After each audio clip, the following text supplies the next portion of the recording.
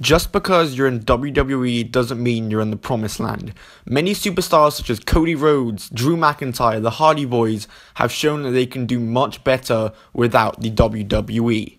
This is Tom, otherwise known as Top 10 Wrestling, and welcome to the 10 WWE wrestlers that should leave the WWE. Number 10, Apollo Crews. The problem with Apollo Crews is that they called him up to the main roster way too early. He had barely even established himself in NXT, hadn't even won a title there, and then they called him up to the main roster where he's kind of been ruined. The Titus Brand storyline is okay, I guess, but I can't help but think he'd be so much better if he was back in the Indies as Uhaa Nation again. Number 9, Kalisto. What happened to Kalisto? I mean, he was an NXT Tag Team Champion, he was a 2-time United States Champion, and now he's just jobbing all the time. I mean, it's almost as if WWE refused to put him in the Cruiserweight division. Imagine Kalisto in Lucha Underground. How good would he be? I think Kalisto should leave the WWE because I think there's more dream matches outside of the WWE than there is inside it. I mean, you have John Morrison, Rey Mysterio, Will Ospreay, Ricochet. Imagine he faced them. Number 8, Paige. I was thinking about whether or not I should put Paige on this list. Obviously, it's difficult for her because she is dating Alberto Del Rio. And there's been the whole domestic abuse scandal going on. It's a difficult one. But I think if she was to return, she would not get a significant push unless WWE decided to do it for the movie that's coming out. But I think she'd be better off just wrestling in the UK or wrestling in TNA alongside Alberto Del Rio. That's just my opinion. You may have a different one. But that's why she's kind of low down on the list. Number 7, Zack Ryder. Words cannot describe how much I marked out when Zack Ryder won the US Championship, only for him to go on to lose it less than a month later. And words cannot describe how much I marked out when he won the Intercontinental Championship, only to lose it the next bloody night. I feel that if Zack Ryder was to leave the WWE, the support that he has from the fans would carry over to wherever he goes and would help him in rising to the top of wherever he is. Number 6, Emma. You gotta feel bad for Emma. I mean, WWE held off on her return for so long.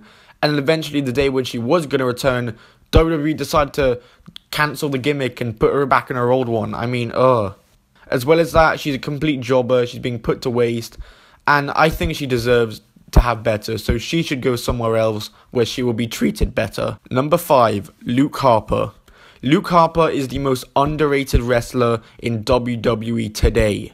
Absolutely no question about it. WWE, you either push him or let him go to a place like TNA where they will probably push him as a world champion. Number 4, Hideo Itami. Who else remembers when Hideo Itami was just signed and he was the hottest signing in pro wrestling? Yeah, I mean, it sucks because now he's doing nothing. He hasn't had much significance in NXT, he hasn't won a title, he's done nothing. People like Kevin Owens and Finn Balor have gone on to bigger and better things, while Hideo Itami just hasn't left NXT yet. And I think it would be so much better if he went back to New Japan and wrestled as Kenta once again. Number 3, Bray Wyatt. Bray Wyatt is one of the most poorly utilized wrestlers in WWE today. It's the same routine with him every pay-per-view. He starts talking complete nonsense and decides he hates this one guy for no reason. Then they have their match at the pay-per-view and Bray Wyatt loses. He has one of the most compelling characters in the WWE, but WWE just don't know how to use that character, and I feel a promotion like Ring of Honor or New Japan or TNA or Lucha Underground even would be able to utilize that gimmick. Number 2, Dolph Ziggler. It's all but over for Dolph Ziggler. His push has came to an end. I don't see him ever getting pushed ever again. And that sucks because the guy has lost so much fan support because of all the losses and all the jobbing that he's done. If he went to GFW or TNA, which I've been calling it the whole video when it's GFW, if he went to GFW, he would be pushed to the moon. And I feel that he would have regained that fan support that he lost. Number 1, Daniel Bryan. The man wants to wrestle and WWE won't let him, so just let him leave. Let him go somewhere that will let him wrestle. I mean, it's very clear that once his contract is up, he's not going to re-sign. I cannot see Daniel Bryan re-signing because I know how much he wants to wrestle. So WWE, just let him leave already. Don't make him wait. Let him bloody wrestle because he is one of the best. Thanks for watching, guys. If you did enjoy, smack that like button. I'm trying to upload more consistently, but this Wi-Fi still makes it such a problem.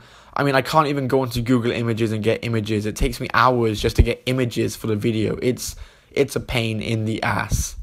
But yeah, either way, I hope you enjoyed the video. Goodbye and keep on rolling.